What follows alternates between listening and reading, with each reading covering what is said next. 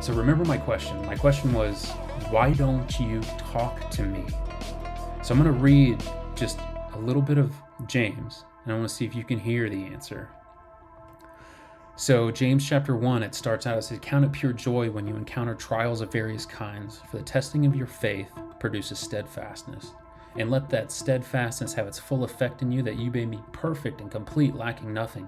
If any of you lacks wisdom, let him ask of God, who will give generously without finding fault, and it'll be given to you. But let him ask in faith, with no doubting. For the one who doubts is like a wave of the sea that is driven and tossed by the wind. That person is unstable in all his ways and should not expect to hear from God." It was like the words jumped off the page. You shouldn't expect to hear from God.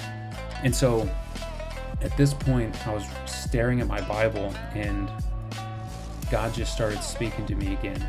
And the Spirit of God said, "Why would I tell you anything when all you're going to do is go fishing for a second opinion that validates what you want?" And man, I was so ashamed, because God was right. Whenever my desires built up inside me that were contrary to what I knew God wanted, I would just go online and find some Christian post or something that would validate my desires, and then just indulge in them. And then I would feel ashamed and isolated and disconnected from God.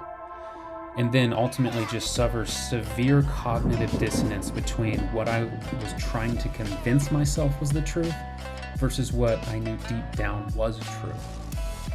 And it was at this point I just said, okay, I'll stop seeking for a second opinion. I'm all in. And then my rebuild